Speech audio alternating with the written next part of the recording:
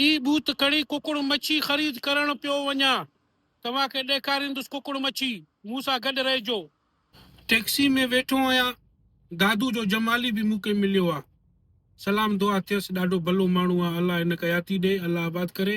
सो ई सूग मनारा आहे, साम्हूं पार्क आहे, उन पार्क के साम्हूं ए कुकुड़ मच्छी जो दुकान आहे। सो तव्हां मूंखे बार बार पुछा था कयो त मच्छी खाते मिलंदो आहे, मच्छी हिते मिलंदो आहे।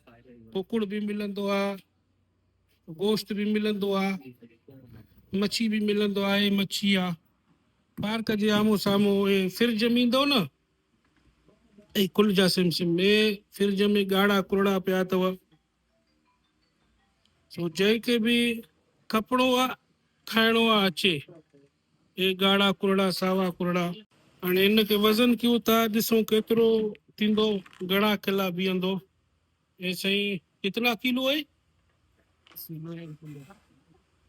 ये 3 kilo 60 gram. 3 kilo 625 gram. 3 kilo 625 gram. 50 gram. ये आहिस्ता आहिस्ता क्यों बढ़ रहा है? इसमें गड़बड़ है क्या? अब ये 3.5 किलन जो कुरड़ो वरतो तम। हाँ। अच्छा, आपका दुकान किधर है? दुकान अजीजा सूक मनारा। अजीजा सूक मनारा पार्क के सामने है, मस्जिद के पास, पार्क के सामने। मस्जिद के पास। ठीक है, ठीक है बाबू। जिद्दा अजीजा सूक मनारा, गाढ़ो कुरड़ो 2.5 किलन जो। मूंखे हाणे ई खुशबू अचे तो। 3 किलो 650 ग्राम। हाँ, 3.5 किलो जो कुरड़ो आहे। जी मच्छी तो ॾेखारियूं तव्हांखे, लेकिन कुकुड़ न ॾेखारे। में कुकुड़ भी वरतो तम, सॼे महीने जो राशन वरतो तम। में गोश्त नथो वठां, मूंखे गोश्त मिलंदो आहे मुफ़्त में, बाकरो गोश्त। पर कुकुड़ मच्छीअ जो मसालो वठण आयो आहियां। सो हर मसाला पिया आहिनि माशाल्लाह। ये असांजो मौलवी आहे सूग मनारा ॾे, हिन ॾे अचो वठण, ॾाढो भलो आहे। पाकिस्तान वेंदा आहियूं त मसाला हिन खां वठंदा आहियूं। सो ॾिसूं कुकुड़ मच्छीअ लाइ मसाला वठां। बाबा कुकुड़ मच्छी वठण आहियूं।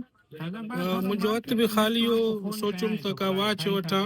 मुंहिंजे पसंदि जो वॉच त आहे कोन, लेकिन सोचुमि पुराणे दौर वारो कैसियो वठां, जेको आहे सो 4 लाख से। ॾिसूं ये मांखे ॾेखारनि था। ज़ियाउलक जे दौर जो आहे। वॉच न मिली सघियो, मूंखे वॾो खपंदो आहे जेको हथ ते ठहे। लॻे थो त मूंखे हाणे बलद वञिणो पवंदो घड़ीअ लाइ, वॉच लाइ। बाबा मां सिंधी आहियां, जॾहिं बि शॉपिंग करण वेंदो आहियां त चांहि लाइ स्टॉप ज़रूरु कंदो आहियां। चांहि जो डुक मस वरितुमि त मूंखे यादि आयो, मूं वटि मथे जे सूर जो गोरी कोन्हे। सो सैदलिया आयो आहियां मथे जे सूर जो गोरी वठण, पेनाडोल वरितुमि। सोचुमि त हाणे इहा स्प्रे बि वठां, गर्मियूं आहिनि, पगर खां मुंहिंजे बगलनि में धप बि थींदो आहे, त जीअं धप ख़तमु थिए। जीअं गेट खां ॿाहिरि निकिरा पोइ त इन नंढड़े मूंखे चयो त चाचा मूंखे बि ख़रीद कर। अबा तोखे कीअं ख़रीद कया, मुंहिंजो नंढड़ो हिते न आहे, पाकिस्तान में आहे। अच्छा भाऊ, मूंखे दोस्त चयो त बगलिन जे धप लाइ स्प्रे न वठ, बल्कि पाउडर वठ, पाउडर भलो आहे। विञण खां पोइ पाउडर हण, पाउडर वठण आयो आहियां।